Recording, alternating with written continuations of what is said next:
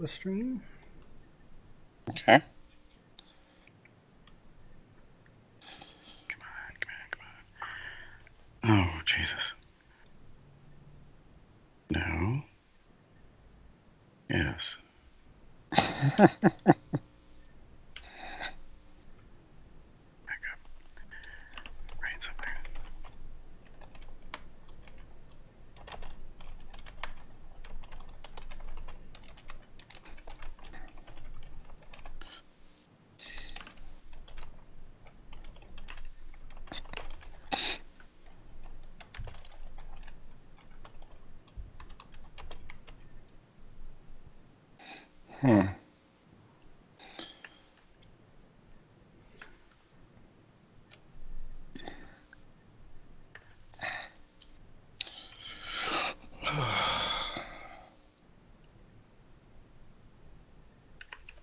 I'm surprised it's not showing up yet.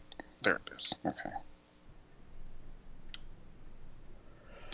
And we're live.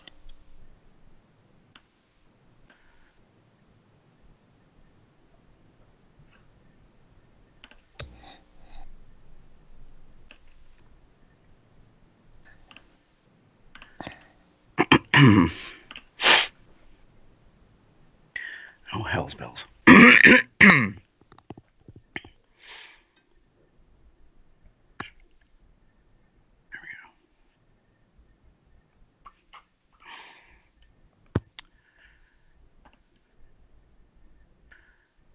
Copy link address. I'm putting a post in the page, unless someone else is already doing it. I already did the live post. To Facebook? Yep. Oh, I didn't get the notification, so... What are you doing, Facebook?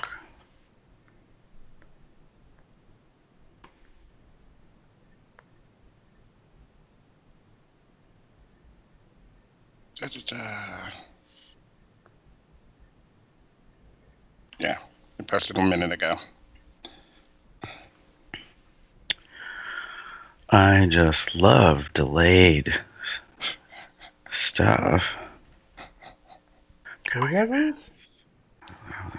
Well, delayed orgasms can be interesting. Yeah. Depending on what's actually happening, you know, like. Well, edging. I mean, as I say, edging in essence is basically a delayed orgasm. Yeah. Of course, there's the forced edging, which would be kind of good and bad depending on what you're looking at. But that's another show. True. That is another show. All right. Come here, it comes out loud. Hope everything goes fine today. Huh, Reunited posted twice. Oh, never mind. I know what it is. Okay. Got it.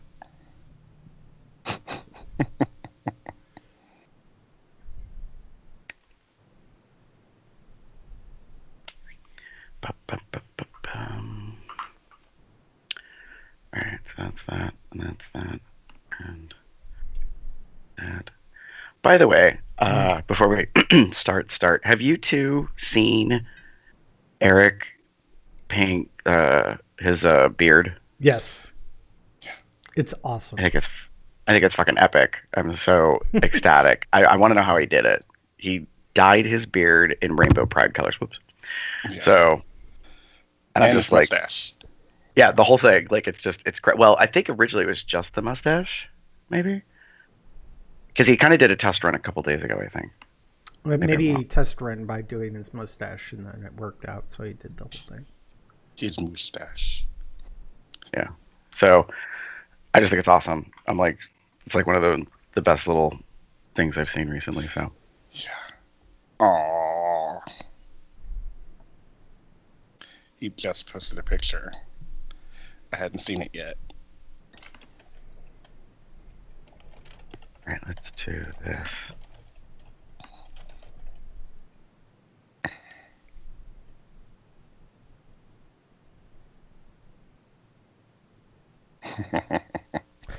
I'm kind of wanting to play the voicemail this episode. because it's related to something I'm going to mention at the beginning. Okay.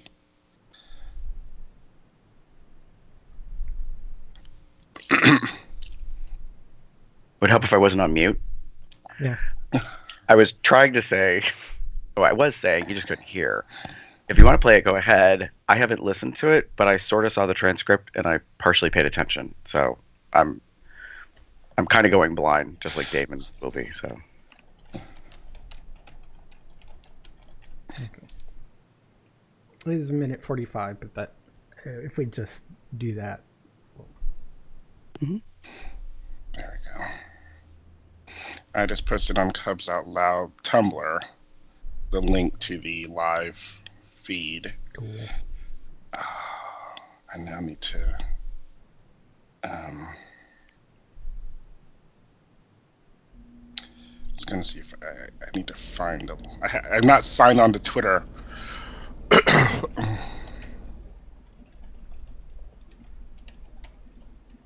But that's I think I'm signed on as. Oh, I'm not. I think our posts are supposed to go from Facebook to Twitter. We'll find out. I didn't know we had them cross-linked.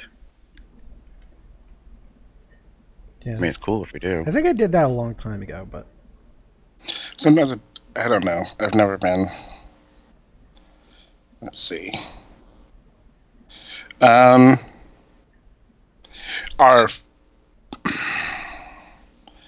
think our page, the Facebook, not the Facebook, but the Cubs Out Loud page. Yeah, the website is, because I'm seeing like the episodes, obviously, and I'm seeing like Chester's posts and what have you.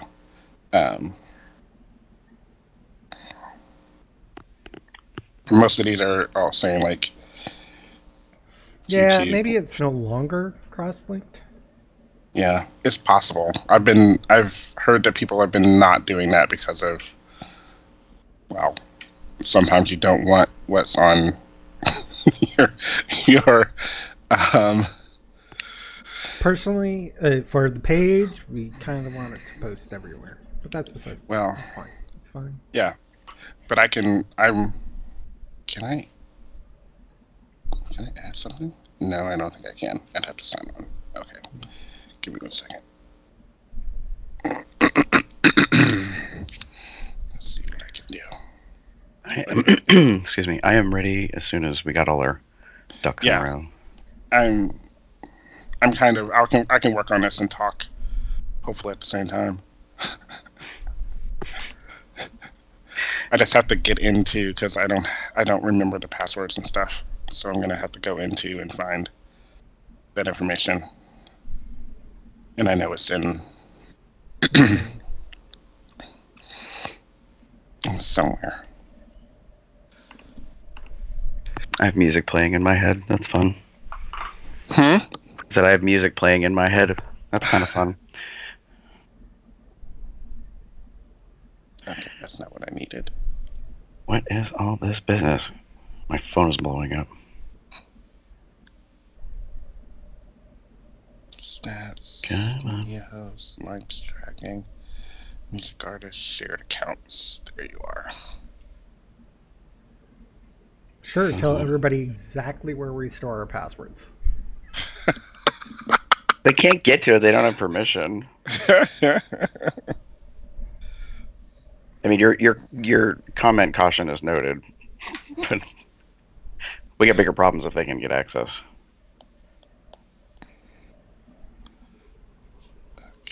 All right. I get it. Y'all like my read blogs on Tumblr. Jeez. Thirsty hoes be thirsty. I don't know about thirsty. I think they're just men. Wow. What? Men are like, you know. No. I'm not wowing that. I'm wowing something else. And I don't want to say what, because, well.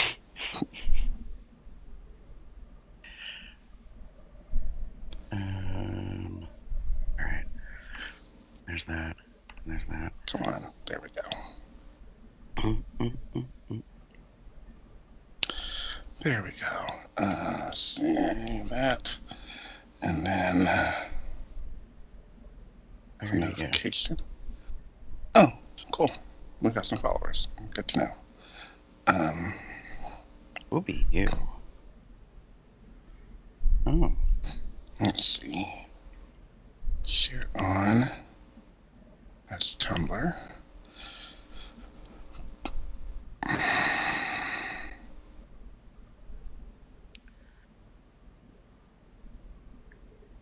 There we go.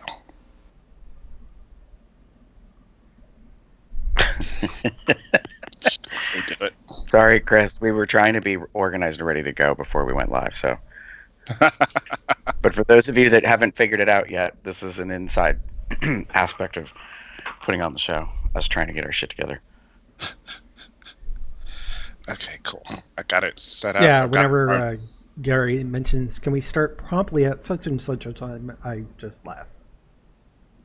Well, we started promptly. We just didn't start recording promptly.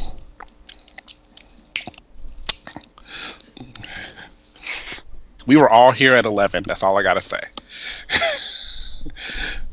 But we can start whenever, because I have done what I needed to do. Yeah, I think I'm ready to. Ooh, they do look sticky. All right. And I think Gary already said he was ready, so. Let's do this shit. Here we go. Hold on. Pause. Rewind. I need a remote. There we go.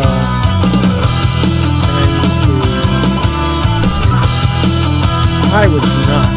I was totally and I thought I was.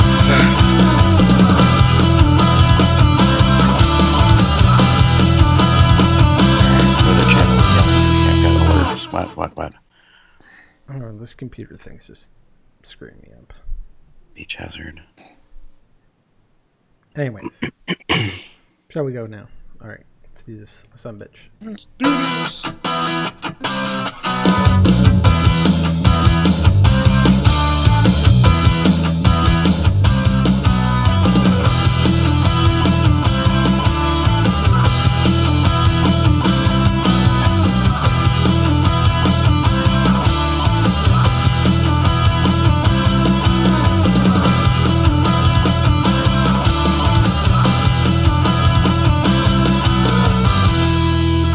It's Sunday, June 25th, 2017. I am Jeff.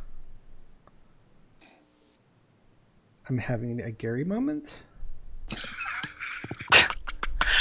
And only people who listen to the Drag Race recaps will now know what that is.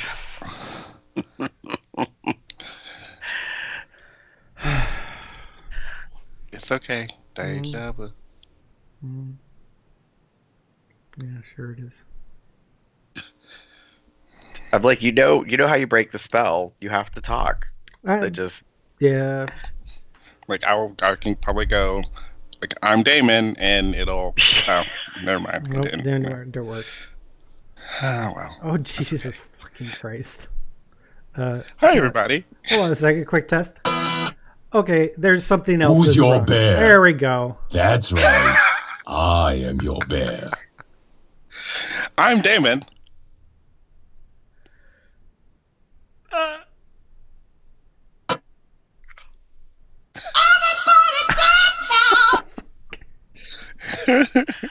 And that makes me Gary. Don't hurt nobody with your bad self. That actually worked. Welcome to Comes Out Loud, the Bear Podcast of Indeterminate Issues. Episode 420, man. Yes. I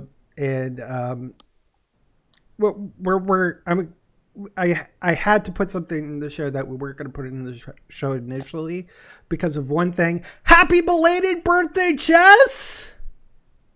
Yay! And Evan, it was like Yay! the same day. Yeah. Are they both the same day? Yes. Oh. Yeah, I got a notification that both Evan and Chess had their birthday on the same day at Facebook. So, happy birthday, you two! Yeah. Wow. I know, That's and right during like they were both going to a Pride that same weekend. Two different Prides, but still Pride. Okay. You're Yeah. blowing my fucking mind right now. I know, right? It's like And the best. And on top of that, Chess had posted, not only was it his birthday, but that he'd stayed up late because Rachel and Riley were having another baby. So he's he's an uncle again. Again. Something like that. I don't know how many nephews, nieces he has, but anyways. But congratulations on that. So it was a great day for the child to be born. I was gonna say kid, but it didn't seem quite right for some strange reason. Anyways, let's just go ahead.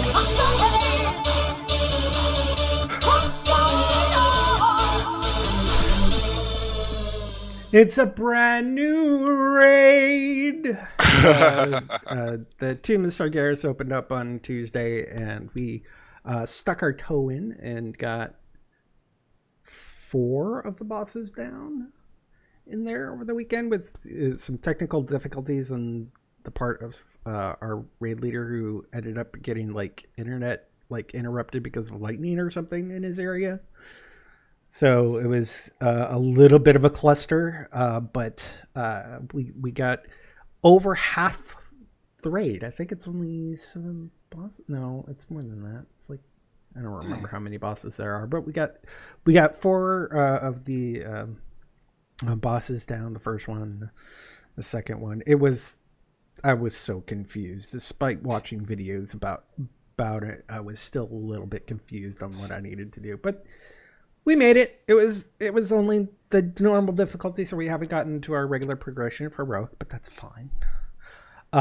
Also, just lately, my computer has been deciding that it wants to freeze. It doesn't like crash or anything. It just freezes for a few minutes. Yeah. So I have to sit back, relax, open up Farmville, play a little Farmville. Still doing that. On a different computer for clarification. On my tablet. Yeah. So I have to use something else. It's kind of annoying. Anyways. Or do something else. We'll bring more to that in a second. But in the meantime, Damon, how's it been going? It's been 2 weeks. 2 weeks. 2 weeks. Everything's been going pretty good.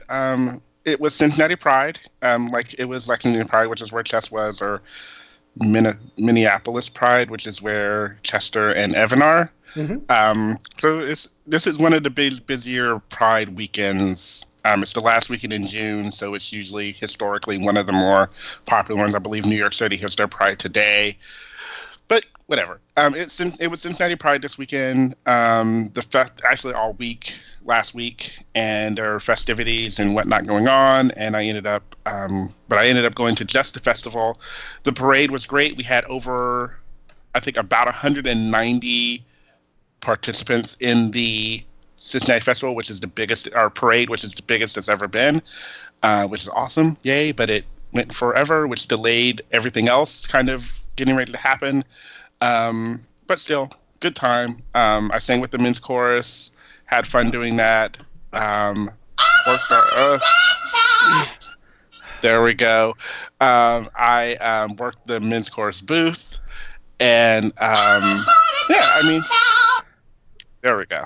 And it was a really good day. It was we've pretty much taken over near the river of downtown. We have Pride. Yes, Gary, you have a question. When you say you worked the Med City Chorus booth, are we referring to like a canopy tent, like in a festival kind of arrangement, or did y'all like pay rent for like part of the back room of a bar? Canopy. clarifying, you know. Booth, handing out work, WERK. Great way to make the distinction. Yeah. So, I mean, it was like I said, it was a good time. The festival has sprawled, like it has gone bigger and bigger and bigger. While we were working the booth, me and my friend Ryan, we were approached by one of the people who helps coordinate the festival and the parade.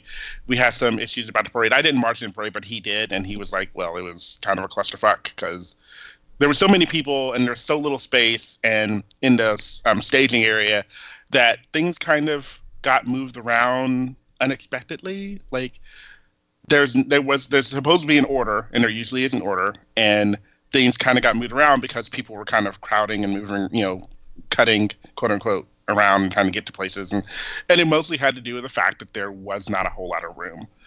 And then we talked about where we were, and I love where we were in a sense that we were near the river, so we got the breeze from the river coming off, so it was nice and cool despite being under the sun. So yeah, but overall, it was a good day yesterday. We came home, Jim and I did, and had dinner and just relaxed because we were both in pain because we've been walking around in boots all day. So, ouch. Yeah. Now, you were telling that story about being all in the sun, and for some reason the song came into my head, which was Sheryl Crow's "I Wanna Soak Up the Sun." Tell everyone to lighten up. I just wanna soak up the sun. Okay, sorry. Yeah. So yeah, but it was a good, like I said, it was a good day. And happy Pride. So yeah. Yay. Speaking of Pride, Gary. Well, as we were mentioning, I just want to recognize, in case nobody thinks there's drama, Chester is on assignment in Minneapolis for Pride this weekend. He and Evan are flashing their Pride everywhere they go, so we should probably have a report on that sometime soon. I hope they don't get arrested for flashing. Or at least post the good stuff on Tumblr beforehand. So, okay. Yeah. We're not still paying bail, just for the record. We ain't got no budget. So something kind of awesome happened yesterday. Here in Erie, it was our Erie Pride Fest. It's celebrating 25 years of Pride here in our city. We have been doing Pride events of some sort over that time frame. And this year they made a switch. We normally have what we call the Pride Picnic, which is kind of like a family reunion style picnic gathering that takes place typically in June. And then we had the Pride Festival and parade / rally or march, whatever terminology you want. Mm-hmm. That usually happened in the fall, either August or September. I think one year it might have even happened in October. And the Northwest Pennsylvania Pride Alliance, our local Pride organization, decided, they've talked for a couple of years, so they switched. So Pride Fest was yesterday, here in the month of June, and then the picnic's going to be in August. Today is actually a Pride outing day to a local amusement park here in Erie. Oh, nice. So they got discount passes, which is why we're recording a little bit earlier, because I have guests in town from the Drenchford Committee. AJ and Drew are here staying with me.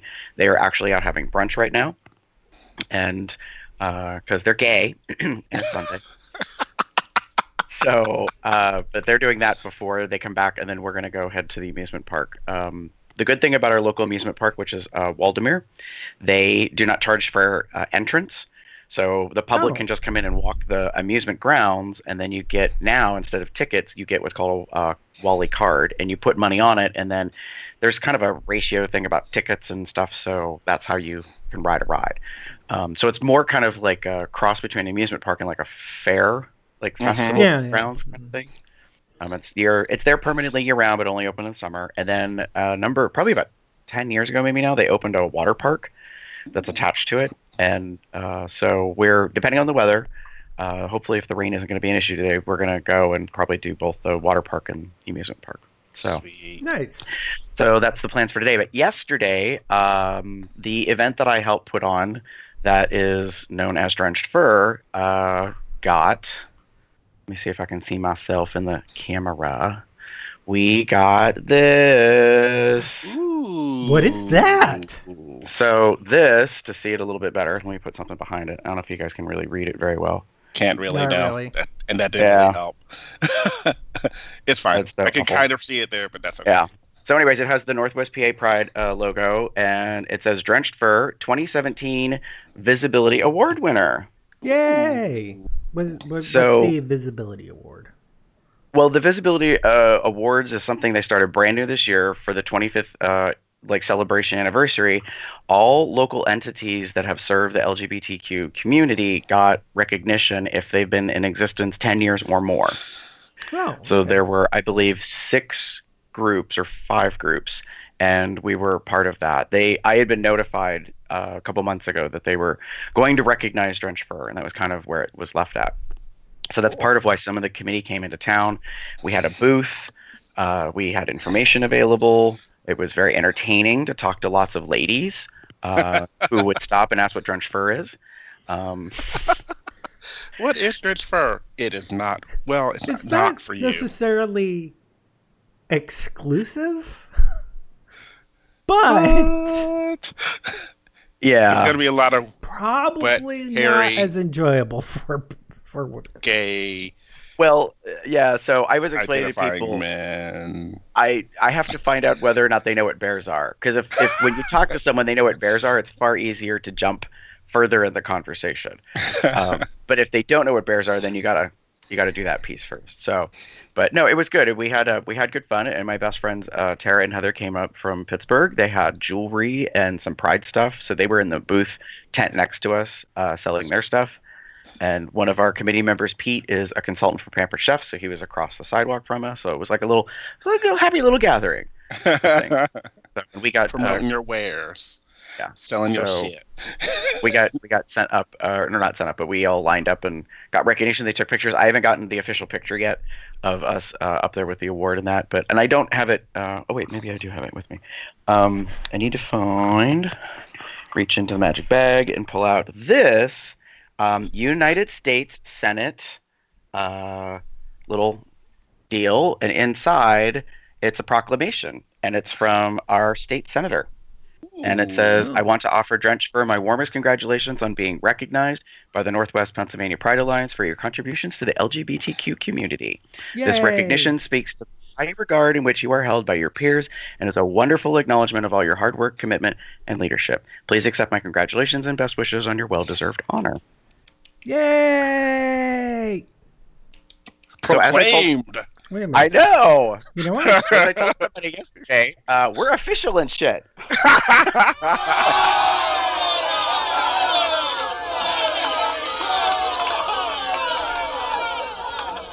Okay. So yeah, and thanks Chris on YouTube in the chat for congratulates. Yeah, no, it's pretty awesome. So we got Pride recognition. I'm grateful and humbled by it. You know, we didn't start the event for this stuff. We just did it because we wanted to have people get together and have a good time. So Yeah. it's awesome that they have that. It's a So bonus like, thing. You weren't Yeah, so asking now for we've it. got You didn't need we got it. stuff. I do like how they set up the award for someone who has done it for a long time. You know, for 10 years, 10 freaking years, man. That's I like having that time, because if you do it for like 2 years, it's like, yeah, it was great, thanks, but you didn't keep going. You know?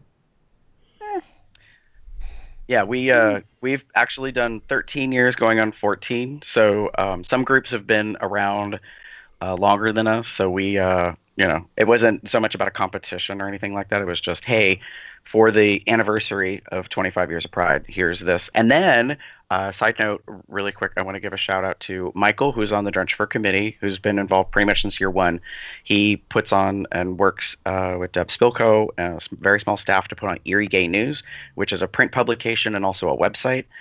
He's part of the board of the Pride organization. He got a special recognition award for 25 years of community service by helping create like the first Pride stuff and putting all this out there all these years. So it was a surprise thing. I had heard rumor they were going to do a special recognition. So I'm very proud of Michael for that stuff as well. But yeah, so hence my topic, or my what's going on, is Pride recognition, because there's a whole bunch of it going on out there. So yay. Yeah, we're definitely proud of all of that. All right. So before we go into the next part, I do want to remind you of all the ways that you can support the show. First, of course, is our merch store at zazzle.com/Cubs Out Loud, which I think I actually have it set up this time. There it is. There's the store. You can see it here. You can see we got a whole bunch of different things. It always starts with the latest product, so you can see what's new, but also the featured stuff. Get t-shirts, polo shirts, sweatshirts, shoes. Got shoes. Hats, buttons, mugs, all sorts of stuff. And remember, a lot of these can be really customizable into different types of shirts, etc. We got underwear. We even somewhere around here we have temporary tattoos. So if you want to help support the show, then you can pop over there and purchase something. Gary, what are you wearing? What are you wearing? Today, what are you wearing? This isn't the red carpet, girls. Calm down. All right, so this happens to be the Cubs Out Loud embroidered ball cap that's distressed, so it's supposed to look like it's been, worn and used forever and a day. So that's that, and then I also happen to have. Oh, and I'm going to pull it up ahead of time. So I have this. I forget what it is. It's like a lightweight mesh shirt. Oh. That has the logo in that on it. So the logo is in a nice charcoal gray, and it's on white. It's a Champion kind of athletic shirt. It has like the dry wicking type feature in that stuff, and I'm in love with it. It's super comfortable. It's great for the summertime. So yeah, I'm happy with it. So most of the Zazzle products are actually pretty good quality. I'm not trying to, throw shade, but sometimes when you do these online things, you're like, but I think they've made some good stuff. Yeah. And I agree with you on that. The shirt that I bought, and I'll probably be getting more, I like, because it doesn't feel like, oh, here's a bland T-shirt, and here we're going to throw this logo on it, and then we mass produce it, and da da da da da. No, it's very much. I think they take a lot of time and effort in what they're doing. And granted, yes, it is just putting logos on shirts, but it's not just a mass reproduction. I know we were potentially looking at some other places for shirts, and I've had bad experiences with shirts with a certain company that I won't name here. And one of their issues was that the shirts just not only looked cheap, but felt cheap. And that just isn't good. And when you spend the money to get what you want, and then you end up with this, you're kind of like, bleh. So this is definitely, honestly, worth it. And as we've mentioned several times, Zazzle almost always has some kind of sale. I'm sure they have something for 4th of July coming up. It'll be on the website, and they'll always have a little code, and you can always use it. And it's usually telling you exactly what type of discount it's going to be. Right underneath the item, because sometimes the one code has different discounts for different things. So I think right now they got one for $15 off some apparel, so or 15%. Let's see. Yeah, 15% off site-wide, up to 50% off canvas, pillows, and more. So usually it's there's one code, and there's a discount on everything, no matter what you buy. But then the code also kind of gets, like, this one's called Great Indoors, all one word. And so they're promoting specific products. So I try to keep an eye out for stuff that is good for apparel. So like Damon, I have a standing order with you, as soon as I spot like a 30, 35% or 40% off apparel code to let you know. So. Oh, yeah. Well, because you mentioned you were like, kind of like, Pearl. Hook me up. Like, let me know what's going on. So, because I would I want to have more than just the one shirt. I want to have a couple of other ones, and I like the idea of having things to support. If you notice, I'm wearing. Well, actually, you guys probably don't notice because you can't see me necessarily. But right now, I'm wearing one of those muscle tees. Except this is the old one that I had, which is kind of tight and small because I got it when I was a lot thinner. And when I saw Drew got one, speaking of Drew, I just decided, because I'm like hanging out in this, I'm like, I like this shirt. That I kind of want to get one of those too. So sometimes it's just in broadening your wardrobe. You can just you want some sort of logo on it. Not sure what you want? Pop over to Zazzle and you can get Cups Out Loud one. So there's that. Also, did I mention my computer's been freezing a lot lately? Did I mention that it's been like 7 years since I got this? We also have a GoFundMe campaign going on to get a new computer, so I don't have those issues so far during the show. We've been fine, but who knows when my computer might die, which means no Cubs Out Loud shows until I get it fixed. So if you want to help out, pop over to gofundme.com/COL and you can help donate there. Again, there's already been a couple of donations, which I appreciate so much. Looks expensive, but it's trying to get a beefy machine that's going to last a while, so we don't have to worry about that.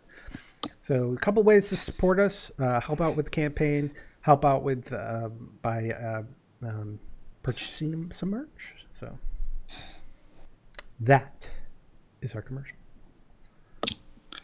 And now back to your regularly scheduled programs. All right. So briefly, we're gonna quickly do. Where is it? There it is. We're gonna do this, and there's a reason why I'm doing it this way. Okay, it's a brief thing. We got a voicemail, and we were talking about chess earlier. Chess is mentioned in here. Hello, this is Blank. Just wanted to give you an update. I didn't get the job as a sex phone operator. They said I was too intense. But I applied at Applebee's. I've been working on their birthday song. Would you like to hear it? I knew you would. Happy birthday for Applebee's to you. We wish it were our birthday so we could party too. Yeah, I know. I crushed it. If I could put in a request, I watched episode 416 and 417. Fox Bear, Chaz, whenever he's on cam with you, just tell him to be, if I could request he be shirtless and have one or more arms behind his head so I could look at that hot body and those hot pits. I just want to bury my face in there and go num num num num num num num num num num. Daddy. Oh, Daddy. Yeah, shove it. I'm sorry. That was inappropriate. Num num num num. Bye. Oh. So unfortunately, Blank did not get the job as a sex phone operator. That's awesome. So Chess, I know that if you're going to be listening to this a little bit later here, but in the future, when you do come on the show, we're going to require that you be shirtless, and you try to keep your arms above your head as much as possible. Maybe if you're putting your arm on the couch, just have the camera angled so you can see the pit more or something. Just it's a request. I'm not going to require it because we don't require anything from our guests besides because we always ask them to come on. We don't say you're coming on the show next week or something like that. So just saying. Oh my God. That was just, yeah. I don't even know what to say. Thank you, anyway, Blank. That was I'm sorry. Excellent. I hope, I do hope that your job with Applebee's works out really well, and people enjoy it when they sing "Happy Birthday" to them. So, Yeah. how's Crushed it. Crushed it. Totally. Moving right along. Gary, Oh my Jesus! it's that time of the year, Yes. isn't it? It is. We are ending the month of June. We are ending the month of Pride. So we kind of got into a habit in the past like 2 or 3 years of discussing what we kind of refer to as the state of the community, which is kind of like the state of the nation. Like when you think about politics, you know, that we have a discussion about where things are at. So there's been a lot that's happened, especially this month in some ways of late. And so I wanted to go through a little bit of a historical like timeline piece just to help people understand like probably why June is so special or why we kind of refer to it as Pride Month. 49 years ago, on June 28th in 1969, the Stonewall riots took place in Greenwich Village, which they started at approximately 3 a.m. In the midst of the night when the police raided the bar, and is kind of considered as the unofficial but widely recognized beginning of the gay rights movement, so to speak. It was like the first incidents in which the LGBT community kind of pushed back. At that time, it was very often that law enforcement would basically kind of have rule over anything. So they could, you know, shut down establishments, they could, you know, arrest people, cite them, all sorts of stuff. So it may not have been the very first thing, you know, that was an incidence of the community making a stand, but it's the one that led to what's considered the modern gay rights movement, because it wasn't just that night. It happened for multiple. It extended through time for, I think, about 3 days. And because of that, it's, you know, kind of referred to like the beginning of modern things. Now, it's interesting is after that, 4 years later, June 24th of 1973, what may be lesser known is what's called the Upstairs Lounge arson attack. And that was in New Orleans. And what happened was there was a gay bar in the French Quarter that was on the second floor of a building. And unfortunately, someone had set fire to the stairwell. And in that particular incident, the location had 32 people that lost their lives. There's actually a documentary that's been made about it. People are now more familiar with the Upstairs Lounge incident. It's unfortunate because until recently, it was considered the deadliest known attack in a gay club in the U.S. And I didn't know of it, honestly, until maybe about 2 years ago. Yeah, ditto.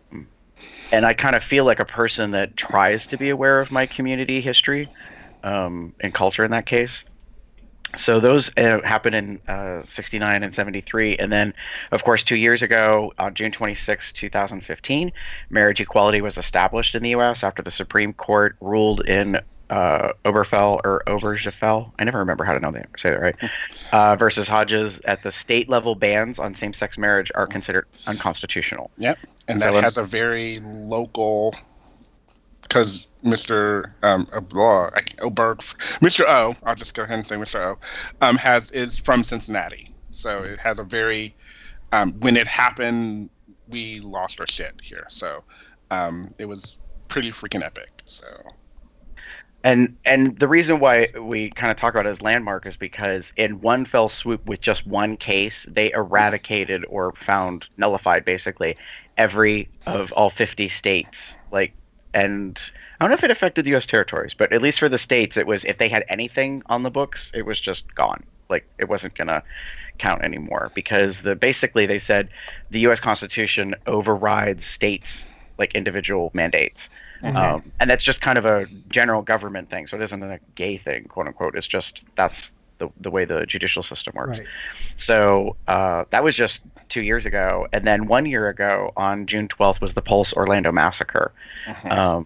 That ended up replacing the Upstairs Lounge arson attack as the deadliest incident of violence against the LGBT community. Was it 49 people that were dead? Yes. Yes. At the time when it happened, there was a lot of numbers thrown around. I remember it being like an odd number, like 43, 45, 47 or something, and then it jumped to like 50 or 51. And then when it was done, it was technically 50 individuals died, but it was 49 victims, and then the other one is actually the shooter. And then So 58 wounded as well. mhm. So that was a huge thing. We talked about it last year on the podcast at that time.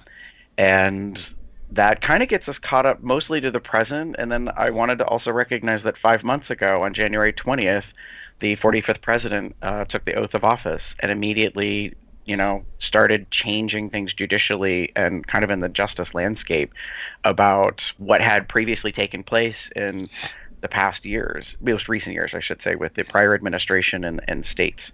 So there's sort of a situation now that I feel like everyone's very uncomfortable and they don't quite know what's happening. I mean, some cities, their pride events, we're just talking about Erie Pride Fest, like LA, I don't know if it was Chicago, might have been New York, possibly DC. They were kind of turning their parades into marches, more like protest. Hashtag resist has been a huge piece of things of late. And it's really kind of, this month has felt like there's a lot of talk, a lot of discussion online and social media about what it means to be proud, what it means to have something that represents you, and those type of things. And I don't know, like I feel that, today's just whatever we talk about is really about, it's meant to be a picture, it kind of encapsulates today where we are,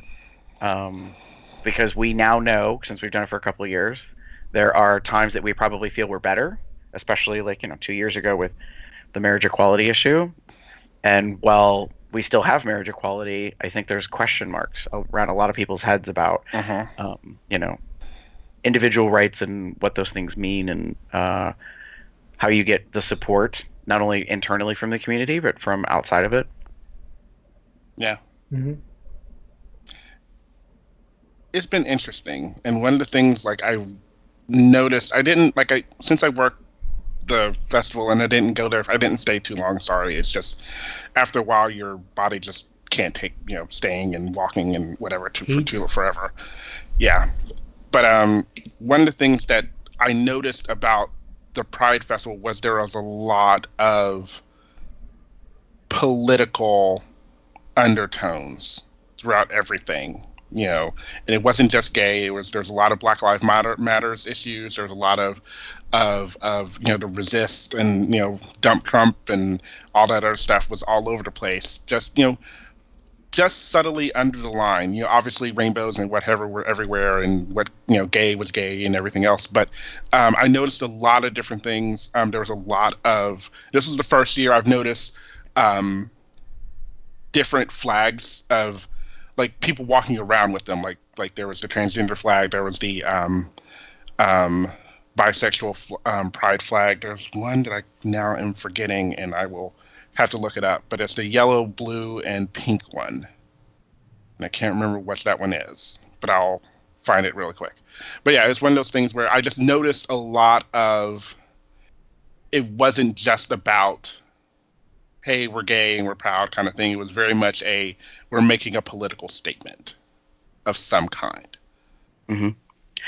Interestingly, I don't know if you saw it, Damon, at Cincinnati, but we noticed it, Drew and I, when we went to Milwaukee Pride 2 weeks ago, and we saw it again yesterday in Erie, and people that we talked to saw it in other cities as well.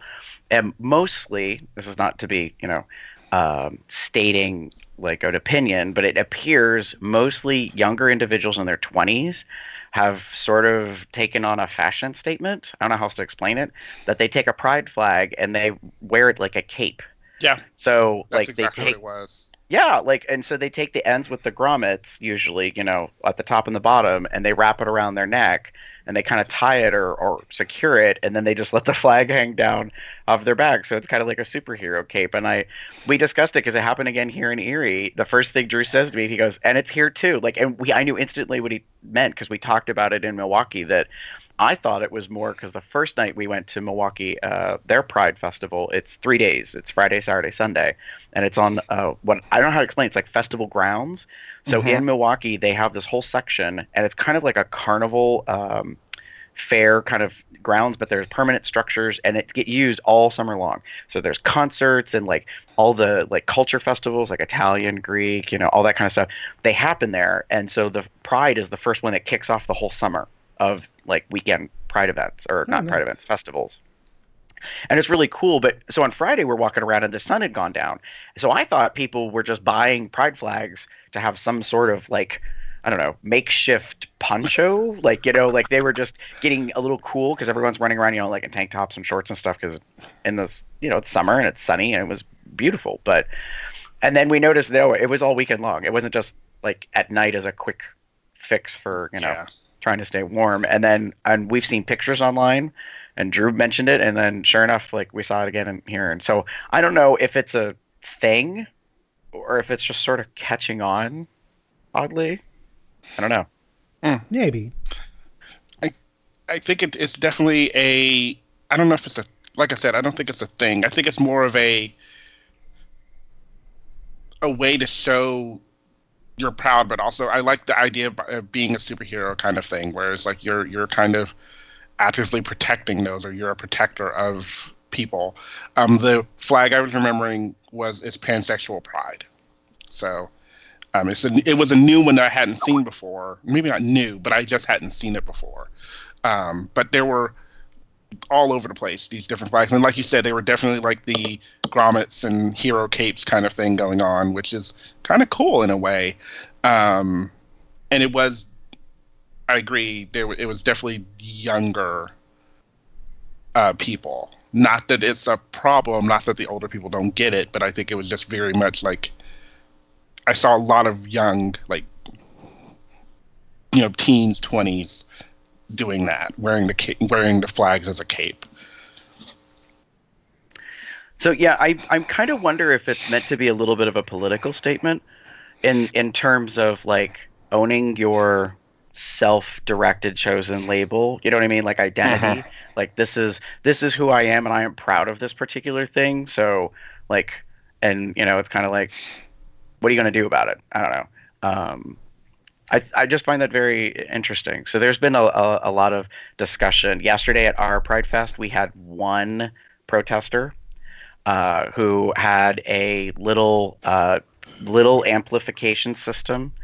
And the reason why I'm mentioning that is because in our city square downtown where the festival was happening, they have they renovated the past year. So we have this big brick, kind of structure with a cement stage, and everyone's performing from there and speaking. And so the organizers talked about the one protester and that they were just ignoring him. And then they also got in like a bit of a jab and was like, we see you and your little, this isn't a direct quote, but you and your little Fisher Price system over there, and you can like talk all you want and get as loud as you want, but we're at half volume and we're already like drowning out your noise. So bring it.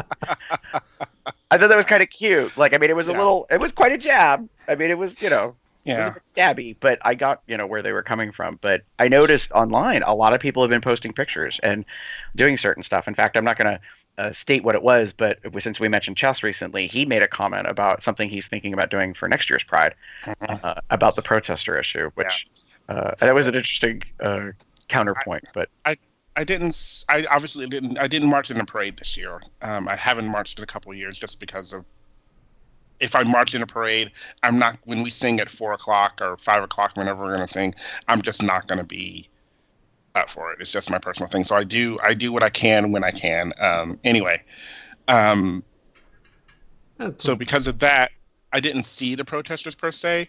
There was when I was walking around the festival. I saw a guy. It wasn't really a stage though. It was where the festival is Sawyer Point and it's Yeatman's Cove here in Cincinnati, and there are various little areas like that are concrete that are up like leveled maybe for like performances of some kind, but they're not really stages where people can like just gather around it. But while I was on there was this guy who had a pride flag, but it was also very clearly stating like scripture and what have you, but he was one guy standing on this thing. So I don't know if he was I couldn't, since no offense, I wasn't paying attention, didn't really care.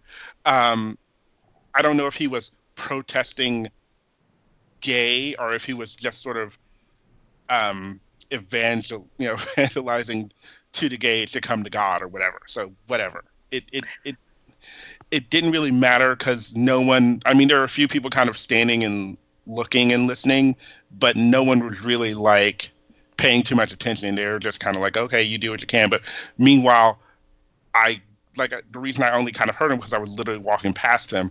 Once you got maybe 2 feet or so past him, you were then hearing the music from either the festival or the crowd or, there's a drag queen performances on the big stage. So, again, potentially drowned out. My friend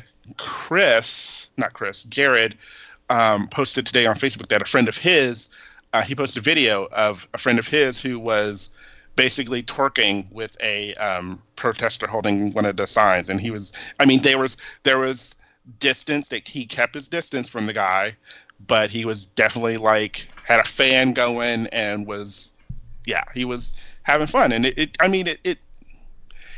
was nice. It was a nice way and funny, inventive way to sort of protest the protesters. Is twerking still a thing?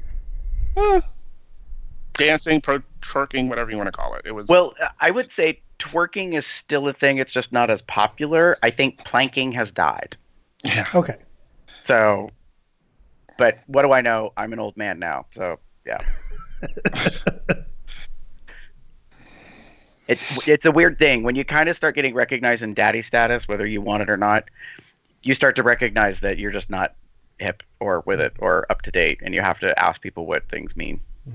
By the way, that happens.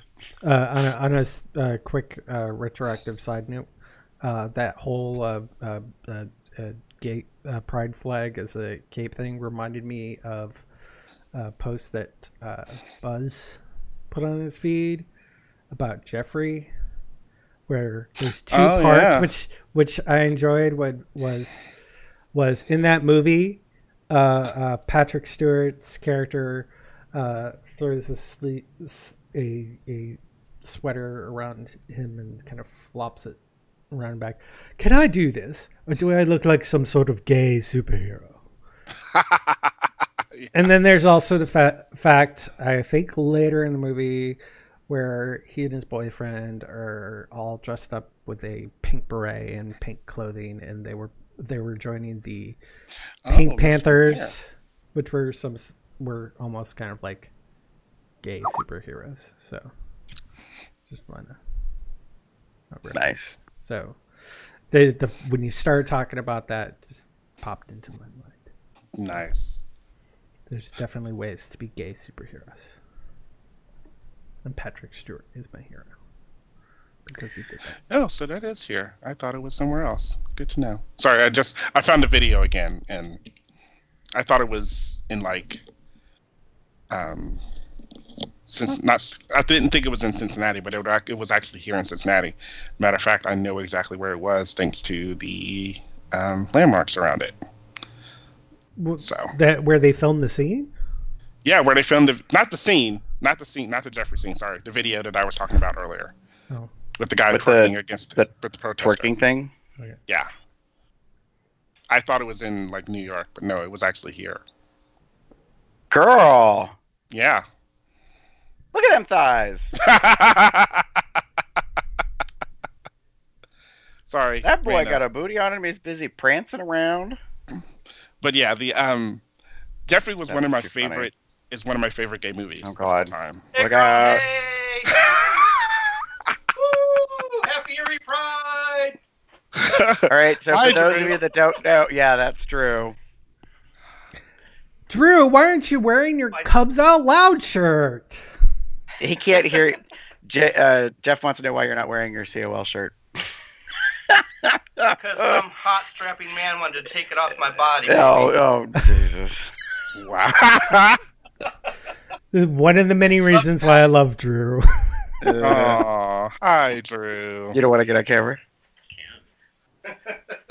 Well, I'm talking to the other one. There's AJ. What?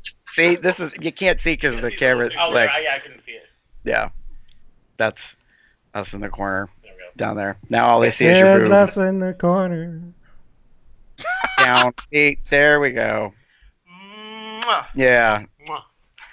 silly boys. Hi. Apparently they're done with brunch. Yay. Maybe, just maybe. Just I Possibly. would think because they're home. Okay. Yeah. So on that, well, I mean, yeah, I mean it's been a very interesting political situation going on in the world, and well, not the world per se, but especially here in the United States. I think a lot of gay, lesbian, trans, whatever, are very much, they're concerned, and that concern tends to drive their actions.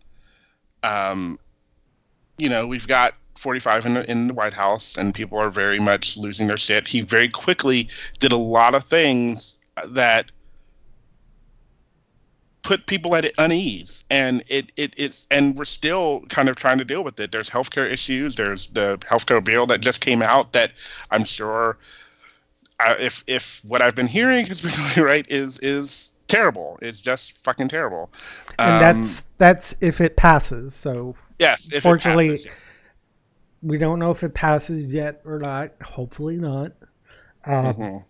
Because yes, I'm sure Obamacare is not the best thing in all the world, but it's a lot better than some of the things that we had before, especially with the ban on pre-existing conditions, which is the stupidest thing in all the world. God fucking sake. If anything, just take out the removal of that ban, because there's no reason why a healthcare insurance company should disapprove somebody for having a pre-existing condition. The reason why they're getting insurance is because they have this pre-existing condition and they need help to survive. Yeah. Sorry, didn't mean to go on a rant there. It's okay. But and do keep in mind, this is our perspective here in the United States. There's lots of things that are going on all over the world. I know Russia is a really awful place for the LGBTQIA, rest of the alphabet people. There's Eastern Europe. I heard there was some country, I don't remember what it was because I'm just remembering this off the top of my head. There was like one country was putting gays into concentration camps. And there's still plenty of African countries who persecute and even execute gays. So the world as a whole, for all intents and purposes, here in the United States and a lot of Western Europe, we're doing fine compared to them. They're just not necessarily 100%, but people don't understand that we're just like you and me. It's just we get attracted to the same sex or etc. Watch the Bill Nye show about gender and sexuality. That's science. That's science fact. And if you got people in religion want to say it's abomination to God, well, he made us, right? So he wanted, and as far as I know, at least Christian-wise, the last thing he said, I'm going to sacrifice son to forgive you all your sins. We're done. We're over. We're fine. You be you. Love each other. That's the message. Love each other. And we just need to make sure we're spreading that love. Whether you're religious, atheist, religious in different ways, it doesn't matter. But yes, we're not 100%, but here in the United States and a good portion of the first world countries, we're in pretty good shape. And hopefully we can spread that to the rest of the world in some way, shape, or form. And I can't wait until 2020 or impeachment, whichever comes first.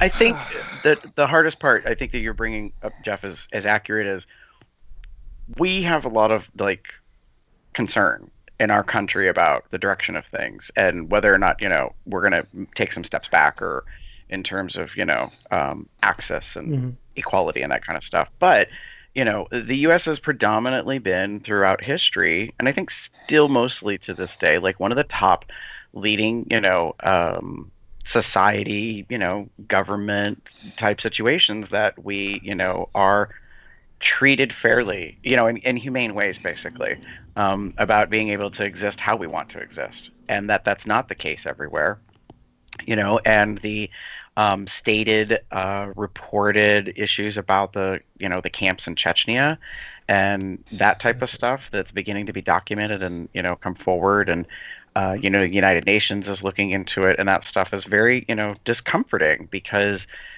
as people are trying to remind folks, for those that somehow missed this as part of their, history lessons in school or in college, or even just in, general terms like on social media, during the Holocaust, it was not just people of Jewish faith that were gathered up. There was a whole list of different things that the government found with the SS, that they just didn't care for. You could be a gypsy, you could be a person of color, you could be gay or lesbian, you could, there's a myriad of things that they decided they wanted to, imprison you for. And so, people were forced into kind of a uniform of a striped outfit. And for the, gays particularly, we had a pink triangle.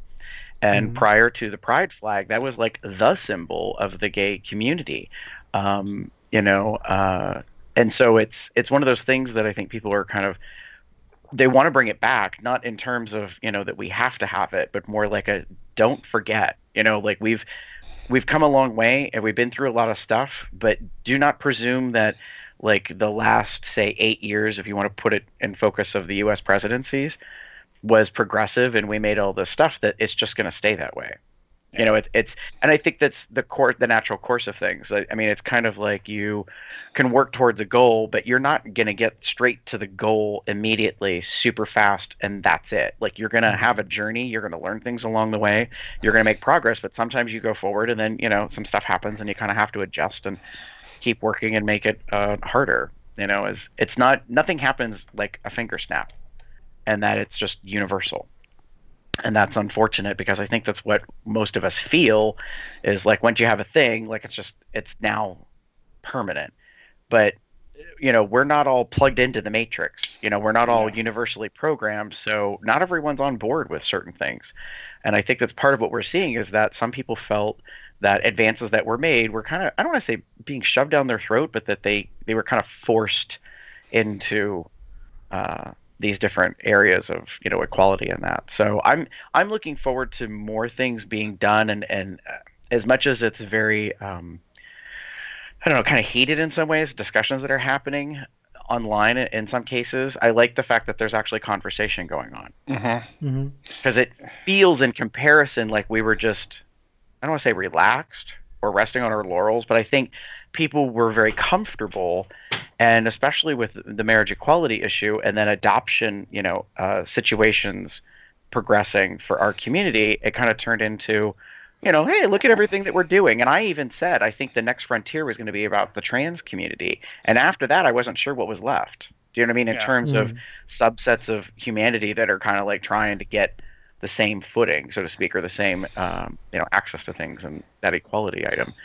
Now, everyone's kind of like, what about this, and so on and so forth. So I think it's far more to the front of what's taking place.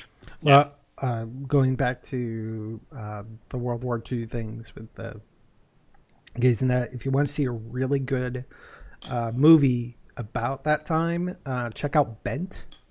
Yeah, is actually based off of a play. So, if you see the play or just go online, it looks like Amazon has it on their video system, their instant videos. You can watch that, and it has Jude Law. It has Ian McKellen's in there. You also have Mick Jagger was actually in there. He plays a character named Greta. It's been a long time since I've seen it, but Clive Owen, Brian Weber. It's a great movie. I actually read the play before I saw the movie. I didn't see the play, but I actually read it. I had this at one point. I had this compilation of gay plays, and it just blew my mind. It was amazing. So I strongly recommend going to see or watching that however you can. I'm not sure where all it is. It's funny you mention it, but when I moved here, I think the theater, Cincinnati Shakespeare Company Theater that I got my internship for, was going to do that show as part of their Cutting Edge series. They ended up having to drop it due to financial difficulties, but I was very much looking forward to it, which is why I got to read the play and was able to really understand that it's a really, really good show. It's a really, really good play. So, and it's available on both Amazon and PlayStation View, it looks like. Nice. So random, but yeah. Yeah, so it's just kind of one to give some sort of reference that people might find enjoyable for that. Speaking of like sidebar kind of things, I also want to just make a note as a timeline issue, which doesn't quite relate to today's topic, but it's purely a this day in history kind of thing, which sometimes makes you think. On this exact day of our recording, back in 2009, Michael Jackson died. I know. Isn't that like kind of crazy in a way? Like when you think about perspective, I was looking at the other dates and stuff, and this one popped up as, on this day. And I was like, wow, it's already been 8 years. He was born on my birthday. Huh. It was really sad. Yeah, it's one of those things that you kind of landmark, certain points of your time or experiences in terms of that. So, it's this time of year I think is very I don't want to say it's memorable, but like in all sorts of various ways. Yeah, based on what's happening. Downsides. It's just weird. Like, it's weird that the Upstairs Lounge and the Pulse Attack both took place same month, within 12 days of each other, or of the month, not of the same year, but in any case. So that's pretty interesting. I think for me, it's a constant reminder of the fact that although we are still moving forward as a people, we're still not 100% safe. And that you should always be, I don't want to say always be on guard, but I think you should always kind of remember these things, that things like this happen, and they still have the possibility of happening, but it has yet to destroy our resolve. We always keep going. We always keep fighting. It could have been very easy for after a Pulse for everyone to just go, okay, we're done. Like, we can't do this anymore. Everyone go back in the closet and live your lives like, without, no one ever knowing anything else. And I think that's part of it, why people didn't. We've gotten louder in a lot of ways. We've gotten prouder in a lot of ways. And part of that, I think, has to do with the fact that we have chosen not to let this shit that has been going on keep us from doing more and trying to benefit our community and keep our community going forward towards equality in all forms, shapes, and forms. So it was one of the things, and I'm going to mention it here, one of the things that happened here, if you don't know, Cincinnati, 2 years ago, a African-American man was shot by a cop here in the city. It was a traffic stop. It was random, and it happened. And twice now, the cop has been acquitted. It actually happened Friday that he was acquitted the second time. I just found this out today, so this is why it's on my mind. at the courthouse where they were talking about one of the a gay church pastor offered the Black Lives Matter movement to come and march in the parade with them, to kind of show that there is some support and there is some solidarity between the two communities. And they did, and it was part of the parade, and it was seen very positively, which is a very good thing. Which there wasn't an actual protest, there wasn't a people stopping the parade, which you've seen happening recently. It was a way to say, we understand and we respect your position, and we want you to understand that we are there with you. And it was, like I said, I just found out this morning that it happened. Obviously, I didn't go to the parade, but it was a very calming thing for me. We've heard recently about things happening in other parades and Black Lives Matter, stopping parades and what have you. And I think it was a very positive point where instead of saying, stopping a parade, they were actually invited to come and participate with another organization. So, nice. Yeah, it was a very interesting thing, and I'm glad I read about it, because I was worried that what has happened recently in Chicago, in Columbus, for example, and what have you, was going to happen here, and it could have been potentially dangerous, and I'm glad it didn't happen. Okay. As far as I know. Anyway, but again, I really think that we have progressed, and we're going to have to continue to progressing and moving forward as a people in order to make sure that people just don't forget about it. I think one of the current issues this year I saw pop up is about part of that not forget that you're mentioning, Damon, I think ties to how I think generationally, there's this discourse about what pride means. There's been a lot of articles posted and comments made about, like, is pride about, like, is it about equality? And does equality have to be connected to money, as in corporations who get recognition because a pride event is completely renamed in the name of a business, which is something that happened, in Pittsburgh near me recently, and they got a lot of, criticism for that. Is it about, that every business out there suddenly has rainbow something or other?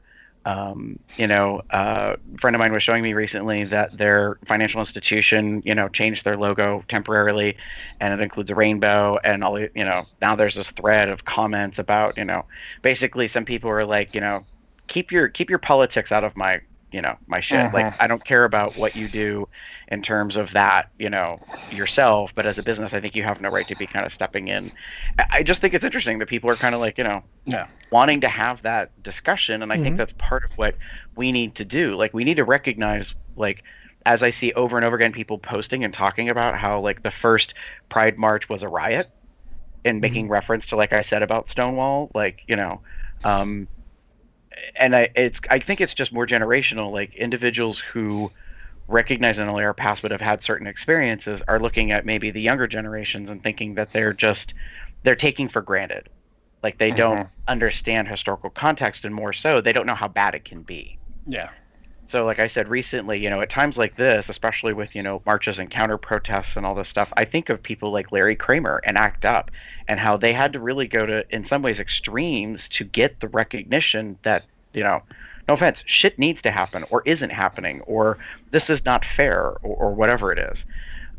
So I think, at Pride events where there's counter protests or counter marches or interruptions and that kind of thing, what I'm hoping is that what it's putting more of a spotlight on is that we should work to come together to have discussions. Like, we may not necessarily all agree, we may not necessarily get along, but how do you find that common ground? I mean, in Pittsburgh, there were some issues about the fact that at the festival, one of the approved, like, vendors, quote unquote, was a group that is anti-abortion.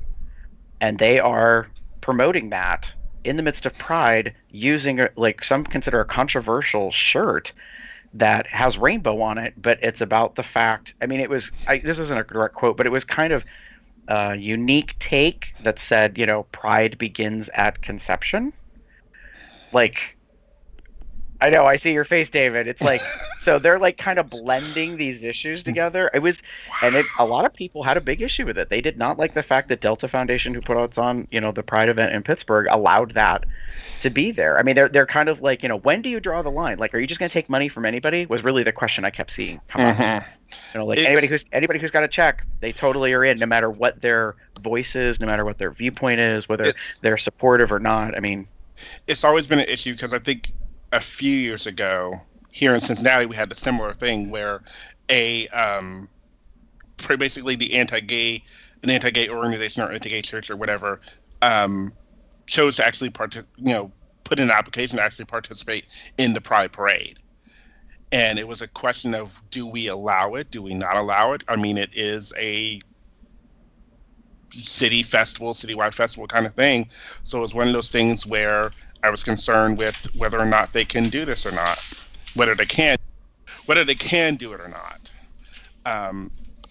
It's hard to say, and I know how I personally feel about it, but it's a personal thing, and then it's an organizational thing. Like, maybe how I feel about it doesn't necessarily fall in line with what the organization itself has in their rules and bylaws or whatever. It's unfortunate that it has to happen that way, but you're going to have to face this possibility that someone's going to take your rules that you have and bend them in some way. Because, you could very easily say you're not allowed to be in the parade because you're totally anti-gay, yet your rules say we allow everyone to show, display their messages or what have you. Well, if your rules say that and you do this, then it kind of conflicts. And therein lies the problem. Well, you could also say you're the only reason why we're not allowing you is because you are conflicting with the point of the parade. So they already started the conflict, if anything. So and those types of vetting, should really be something that they consider, especially like the whole anti-abortion thing is like, look, I understand you're doing that. I understand that you want the babies to be born, so who may grow up to be gay, but that's not the message that we're focusing here, and just kind of focusing on the message. But businesses that do show support by like changing their logo, maybe they don't really do anything, they just change their logo to kind of to the rainbow to kind of show support. That's perfectly fine. But when it comes to the actual events, the big thing for any of the events is to stay on message and be the focal point of that specific type of message. So it's hard. It's a big balancing act overall about what you can and can't say and do. You have to figure out what you can do, and every year it's going to change. Like I said, this year we had 190 participants in our local festival parade here. That's a lot, and I don't know what all. I mean, I could probably look it up what all those different participants were, but I think that's about as common as Minneapolis. Yeah, Minneapolis. I'm not sure if it's still a fact, but like Minneapolis and I think Atlanta are tied for largest pride festivals and parades. Well, like I want to say either San Francisco or LA versus New York City is like top 1 and 2. But I mean, it's not easy. I mean, for all intents and purposes, putting on an event is always a little bit of a business. Maybe not necessarily a profit business, but still a little bit of a business of trying to figure all those out and trying to make sure you're Yeah, I mean, I agree in terms of that. Just as a kind of reflective point, so people came yesterday to Erie Pride Fest, and I was getting some messages like asking, like, is there a fee? Can we bring a beverage? And what I get it because they like some people just went to Detroit or Milwaukee or DC or Columbus. I mean, they could have been anywhere. And every festival, every Pride, whatever is different. Some places you have an access fee to get in. Some places are free. Like Erie was free. It's in a public park. It's downtown. There's no charge to get into anything. And there's no city ordinances or laws, about that you can or can't have, beverages and food. I mean, the big thing is it's kind of like just be respectful, like, I believe we have a no open public alcohol container type policy maybe. But we're a smaller scale event. I mean, it was huge. This was the biggest year in 25 years, and the estimate numbers are approximated because they ran out of wristbands. They hadn't seen necessarily the turnout that we were going to get. So the estimates right now are somewhere in the 700 to 775. And that by far blows away the last known official count from a couple years ago, I think it was, which was like 468. So what I said was that there's too many variables to know whether the weather, which was awesome yesterday, or the political climate, or the change of location, the change of, from August to June. Like, we just have no idea what drove it for this year. It may not be just one thing. But, people compare this event, and how it's more kind of like a local town festival, so to speak, as opposed to, like a bigger city where, you've got huge headliners, and these like dancing in the street parties and, the booze tent. And I mean, it's just not like that. And everyone's a little bit different. But one of the things I know is people talk about, as you grow, how do you do certain things? I mean, it's no different than the event that I work with my committee on. There was one time when we didn't have any sponsors. Like, we never even considered sponsors. There was a time when we didn't consider vendors. I mean, you kind of scale things in certain ways. And I think what's difficult is once you get to that point, you have to make a decision on whether or not you're going to do something. And then I think, Damon, like you were saying, it's like you have to figure out what are your rules? Like, how do you say yes or no, and who, what, where, when, and and is it important that you know their business on politics, and is that reflective of you, and just because you have them there, does that automatically connect you in ways that make you, I don't know, guilty by proxy or supportive or that kind of stuff? I think it's going to always be a catch, or you could potentially, like, the only thing I think could potentially save anyone is putting things in your laws that say, are in your rules about, like, people can be denied or whatever can be denied on a case-by-case basis or something along those lines. That kind of little caveat that kind of saves things to where you can say no to someone because, and maybe if you maybe not necessarily have to give them a reason, but you may give them a reason. But it's going to always be that. I think it's going to always be that way because unfortunately this is and the thing that always has bothered me, like, people were like worried about money and everything. I'm like, well, you're going to have to get some kind of financial backing. And I get that, if your festival is totally free, meaning everyone can come and what have you, you're going to have to find some way to financially support that. And you can only do so many fundraisers. You can only do so many bake sales and underwear auctions or whatever to kind of get the gauge to, whatever to give you money. And after a while, people are going to get tired of constantly fundraising for your, organization. So what do? You have to get some kind of sponsorships. And sometimes that means getting a corporate sponsorship of some kind. Being that I've been on sing with the men's chorus, I've been on the board for several years. One of the things that I've learned is you can't survive on one thing alone. You can't survive on your community is great and beneficial and it helps, but you can't survive on just that alone.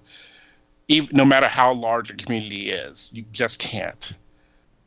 So you need some kind of other support, and that's why there are community organizations out here. There are corporate organizations that give money to festivals and choruses and shows and theaters and what have you, as a way to sort of support their communities in different ways, other than, hey, we're Macy's and we have stores. It's going to fall along those lines where how far can that go?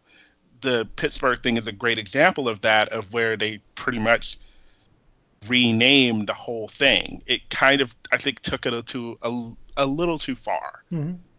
maybe just a little bit. And I get maybe why, and if because there were other issues behind it. It wasn't just because you're changing the name of the festival and you're kind of putting it in a corporation's hands, but that corporation has not been all that great, honestly. And I think that had a lot to do with why it went so different. Our festival here, it's Cincinnati Pride, but then it has underneath it, sponsored by Delta or whatever. I can't remember what it says, but it's enough. We know Delta Pride maybe made the biggest contribution, and that's why their name's at the top. Mm-hmm. So, and that's, I think, the delicate balance, like you're talking about, is I think it's difficult to vet if someone's going to be involved, like their whole background. You know what I mean? Like as a kind of a parallel example with the Bear event, we had a vendor that at one point someone came to me who was a registrant and attendee who wanted to file a complaint against the vendor because they didn't do what they thought was a normal business practice. And so they came to us and they're like, well, we want you to do something about this. And I was like, well, it's not our place to tell them how to operate their business.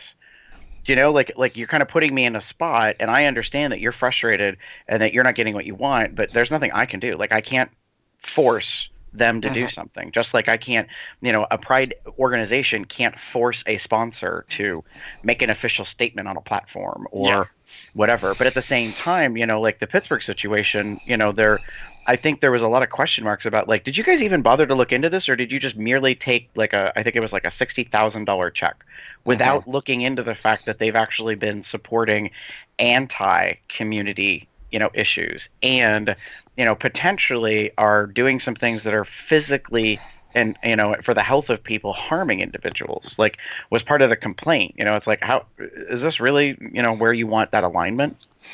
Yeah. And I think it's difficult because one of the counter statements is not the only way, but one of the ways to work with to get your enemies to not be your enemies or counter whatever it is that you are doing is to bring them in. So, a lot of people have said that as more people come out, quote unquote, or are open about themselves, whether it be about their sexuality or their interests, their hobbies, what have you, as people become aware of that, then they are less likely to be ignorant about that. Yeah. I think it's just a challenge. It's difficult to bring people to the table and get some consensus. Yeah. And the big thing, and I think I'll kind of close out, if you have a problem, if you have an issue with how your Pride is going or how your festival is going, or you think this should be done or that should be done, volunteer. Show up. Be a part of the committee that helps put these things on. Like, that's one of my biggest problems when people complain about something that's going on at a festival, at a parade, or what have you, is they have these organizations that help put this together, but that's all it is. It's just those people sometimes that have to coordinate this massive festival. They need help. And if you want to do, if you have an issue with it, bring it up, but don't just bring it up. Maybe if you feel like if you're so inclined, maybe join the organization to help them. One of the things that I've seen is a lot of communities are opening themselves up to try to get more diversity in their committees, not just, people of color, but also trans members and what have you, so that those issues or whatever that specifically affect that community they now have a quote unquote representative on the community to kind of talk about those things and figure out what's going up and going on. This year we had, for our headliners, we had RuPaul's Drag Race, like past queens and what have you. It was a great thing, but there could have been an issue potentially with the trans community, depending on who that, maybe someone didn't want that, or didn't like that. It's always a possibility. I did hear kind of rumblings about it, and it was like one of those things like, oh, well, shit, well, then what can you do to help? If it's an issue, if it's something that affects you, address it and maybe help out in some way. Volunteer, they always need volunteers. Every organization that does anything for free needs volunteers. Mm-hmm. I'm right there with you, Damon. I think the one thing I will say that I hope people get as a takeaway, which is just kind of reiterating your point, is if there's anything you have an opinion on and you want it to change, like you don't think it's the best, or you're not 100% on board, or you think there's another more improved whatever way to do things or something alternative, it's all great that we have social media platforms. We do a podcast, we have web, stuff and all that. But the reality is, you need to put action where your mouth is, or your fingertips commenting things. Get active, get involved, do something. Carry it out. You don't like how this organization operates. Find out why they do how they do.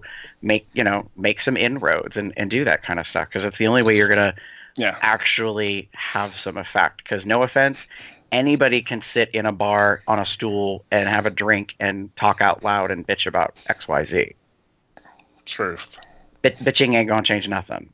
It's just gonna be a lot of people bitching until somebody who is bitching says, I'm gonna bitch and take action, basically.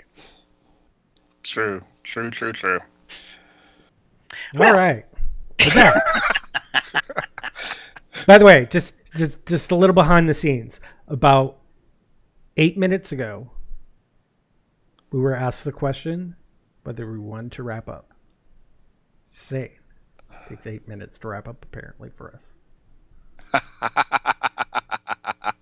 Let's go into from something that's depressing rantage to this.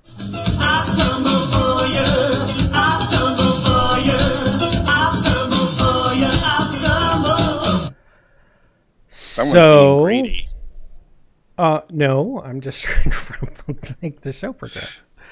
I just want to say, I have this. I'm actually going to show the audience this post for my first one here. Reblog if you ever become distracted by furnishings you see in porn. I said, not really, but I know some people who do.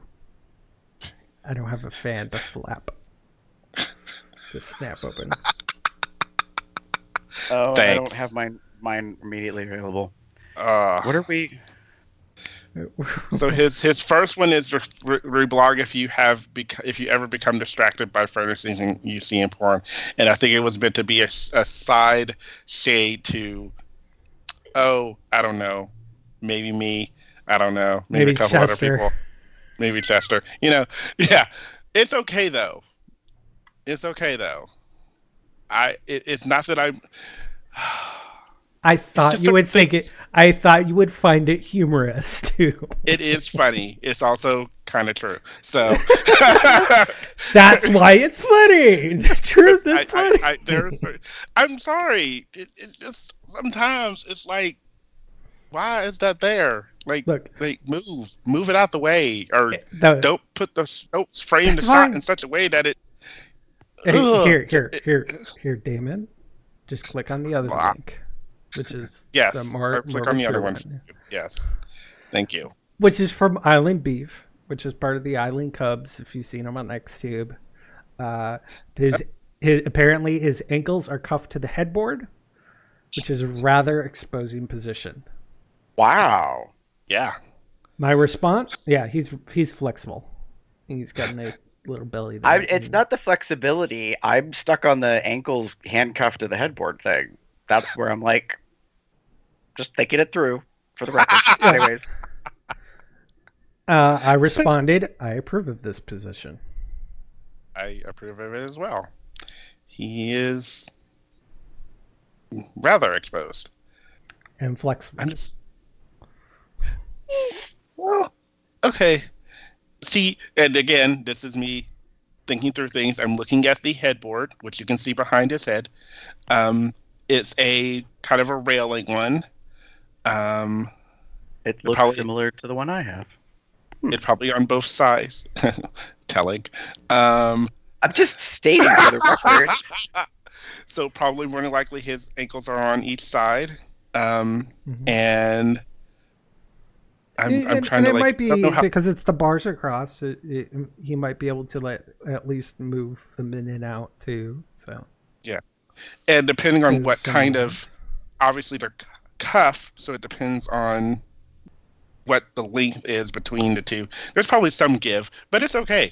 I'm totally. I mean, the totally, handcuffs are. It's not like they're like he's directly tied to them, so there will be at least a little bit of space I don't know if between they're the handcuffs. headboard. I can't see. All right, so for the record, I will say this: I'm hoping for comfort level, they're actually ankle cuffs as opposed to handcuffs. Yeah. They're a little bit wider, thicker. They might have, just you know, like kind of a inner Padding lining or something. so- Yeah. All it says Yeah. is he was cuffed. So That's okay. Oh, well, that's so- true. Yeah. So his Either way. Because ankles this were cuffed. position so looks fun. I'm just thinking if I was in it for a long time, like your There's a comfort legs, issue, right? right? Your legs are gonna, you know, the blood's gonna drain out of them a little bit. You're gonna get tired, but if they're kind of held in place, then yeah, you can probably stay this way for a while. But you know, I just want to be comfortable because your legs will probably fall asleep at a certain point. So. Well, they look good, and it's a great position. I will give you that much. It's very. You're with me, and you approve of this position. Yeah, it is very opening. Yes. Very. Puts a little Okay. less stress with the, because you can kind of do a little more relaxing of your muscles in your legs, as well as the top. It doesn't have to be like holding them or anything. So Yeah, into position. So you can just sort of pound and grab hold of the guy and go down and like get in on him. Yeah, get a kiss or whatever. And his hands are free, which is also good because then he can play with himself or play with your nipples or play with his nipples or play with his dick or right. whatever.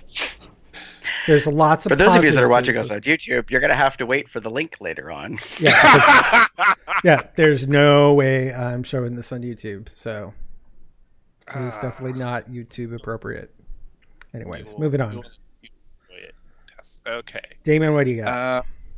So for me, I have choices, and it's not the Tatiana choices. It's very much it is in the cub that danced, and he is apparently it was before sudden hibernation, and he needed help to find what underwear he was going to wear, what to wear for underbear. So yeah, he gave us 4 options, and he gave us front and back, which is except for the first one. First one, he only gave 2 different shots of the front, but I mean, yeah. I'm curious, but either way, he's got a nice front, and he's got a nice back. So, what you can see. I completely agree. It's a good progressive series set, so to speak, from full-ish If he's to like semi-coverage and not much coverage. I'm kind of along the line of the first one on the left, just because if he's trying to, like look fancy, it's a very fancy look. He's kind of fancy in the next 2, but only He kind of gets the top, but not really dirtier. the bottom. He kind of gets dirtier as the progresses. Like you've got the fancy, but he keeps the cuffs and collar on for the next 2. But then it's like a nasty pig jock, and then it's a red nasty pig jock, and then it's a ball cap. And I actually like the last one. I think that's kind of fun. But I like the idea of having like a cuff of some kind, just so you can hold money or what have you. How would you hold money with the cuffs? It could be in the. I've maybe they have wristbands, leather wristbands that have like wallets in them. Yeah, but these are definitely not leather. Yeah, I know. Well, they could be. I don't know. But either way, doesn't matter. I'm just thinking along the lines. That's what I would want for the last look, is like some kind of cuff or wristband.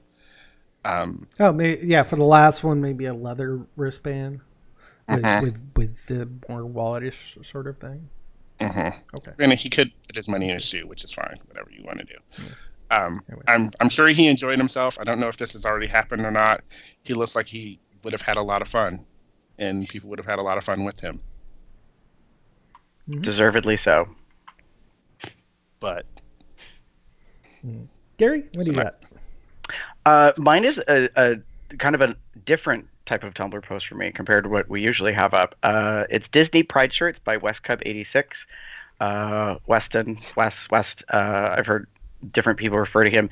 He is one of the guys that helps put on the event out in Palm Springs, the exposure event that happens twice a year, that Hadrian and some of the former co-hosts of 619 Bearcast and grouping, kind of like the West Coast California folks that I'm aware of. He does design things now and then for shirts and apparel.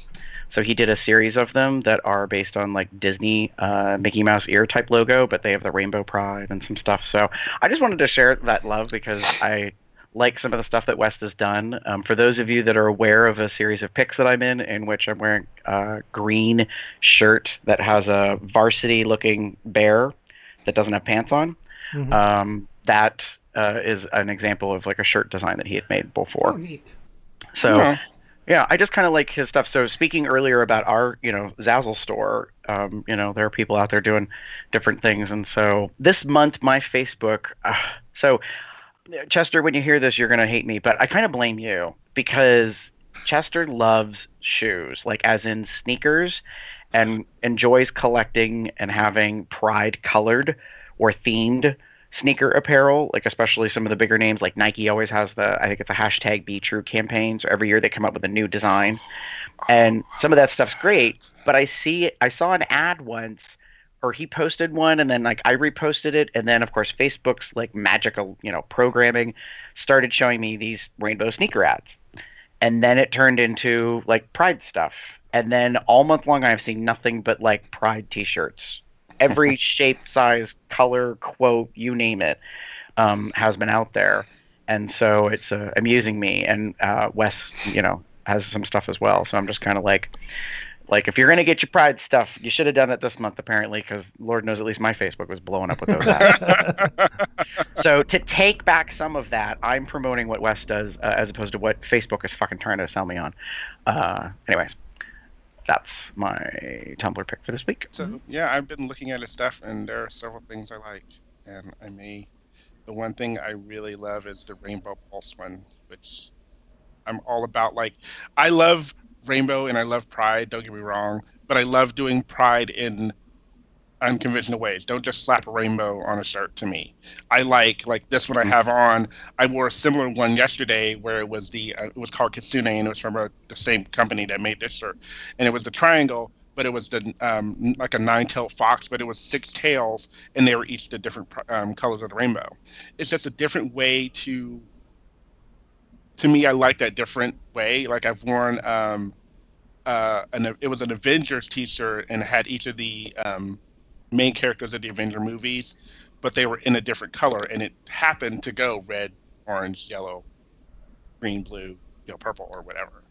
So I like those ways of doing things, and the Rainbow Pulse one is really cute. So I just remembered I was looking through the designs, and I actually did order one of his designs, not the Disney set, but a different one, and so I'll probably wear it on a future show that I liked. But yeah, it's funny because I go back and I'm like, oh, I really kind of like that, and I kind of like that one. So some of them are pretty funny, some of them are pretty I don't want to say controversial, but meant to be kind of stabby, jokey.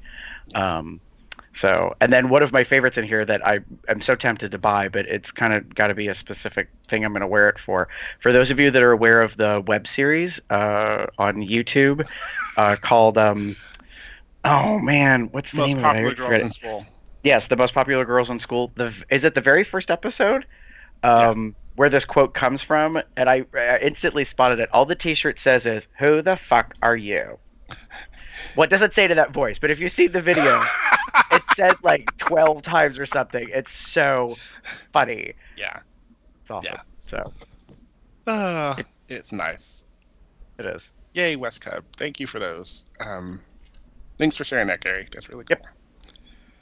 So be a supporter of other bears in various ways. You can do it physically. You can do it financially. Help them out. Be a bear supporter, like a jockstrap. Kind of, yeah. Yeah. Yeah. Moving on to the links.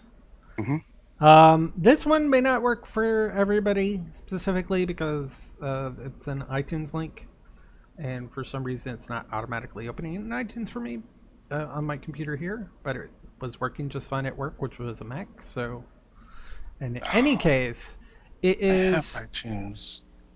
It is a link to iTunes Store where they have a Pride page set up, which has recommendations for music, books, and podcasts. When the podcast being RuPaul's and Michelle Visage's podcast was like the second one on the list or something. That's it.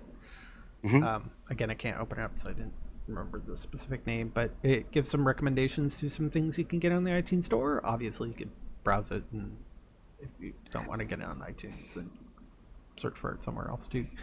But yeah, so that was one of the Apple things that Apple did for Pride was their iTunes Store made a nice little list of LGBT stuff. Cool. Gary? Very cool. Sorry, I'm trying to post something or a link to the YouTube chat real quick in case anybody want to see Wes' designs. Back to my link is one that actually comes from last year. It was August of 2016, but I thought it was kind of cool. Pride.com did a list of what they call the 22 awesome LGBT documentaries you need to watch on Netflix. And it's one of those, I call it like slideshow articles. So like it's not a list per se.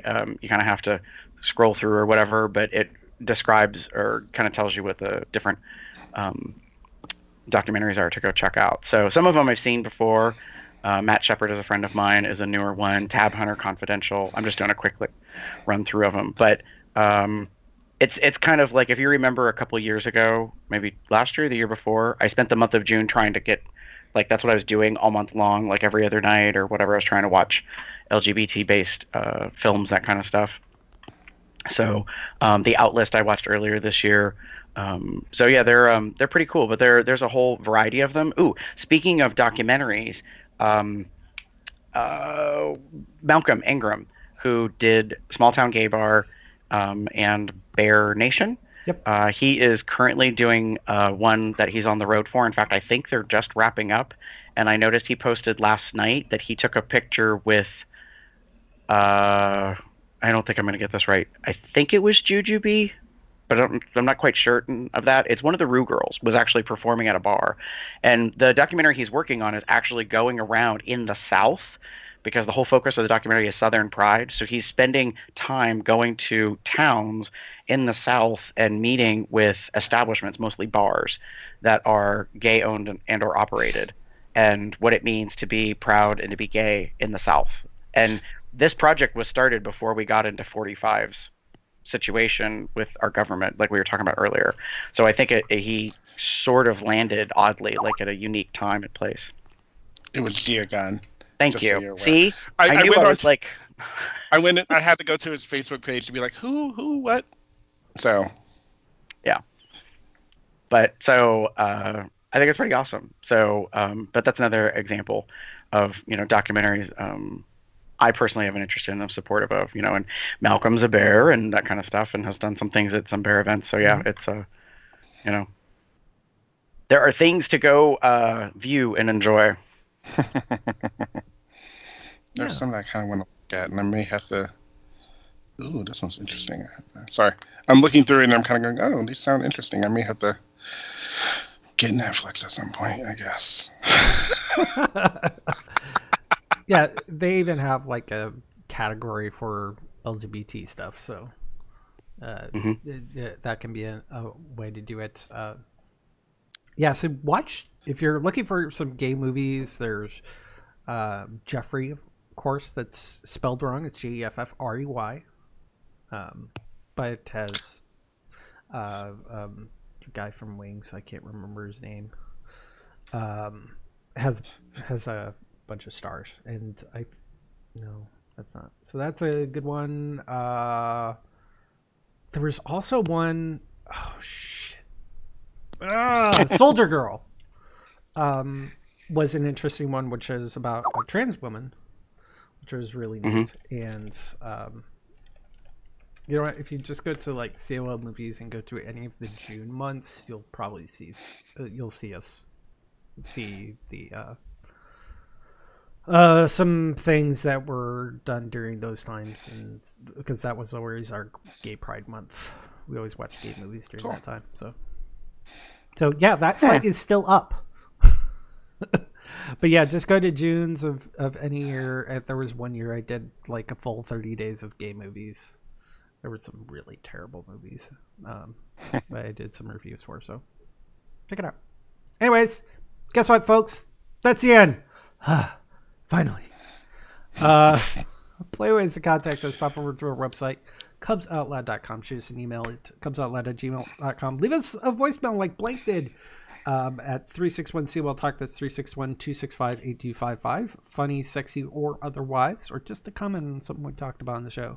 Find us on Facebook, Tumblr, Twitter, Google+, and obviously YouTube at Cubs Out Loud in the appropriate part of the URL. Join us over in the Bear Underground in the Cubs Out Loud Entourage group and say hello. We also technically have the COL Entourage group on Facebook too, so it's there too. You can also find us on iTunes, rate us there. The more people rate us, more people will find us. You can subscribe to us to Google Play Podcasts, listen to us on Stitcher Radio, where you can give us a thumbs up. Support us at Cubs Out. Zazzle.com/CubsOutLoud. Help me get a new streaming machine at GoFundMe.com/CWillStream. Find me anywhere on the internet as Box Tech Box Buckby Box Cub Box something or other. I am Theater Cub 79 on Bear Underground, Tumblr, Growler, HappyNet, what have you. Or you can find me as pup_umber on Twitter. And you can pretty much find me anywhere on the net as GareBear73. That's GARBEAR73. And reach out, say hello, leave us messages, contact, all that stuff. And with that, say good night, everybody. Good night, everybody. Have a good one, y'all.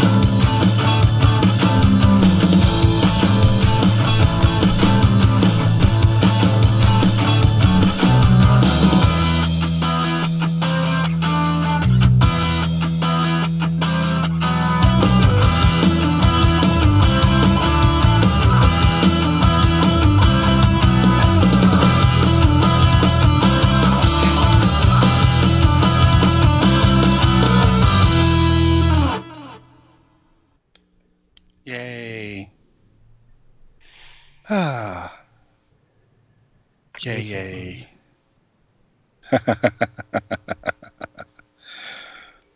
Bye, Anthony. Bye. Bye.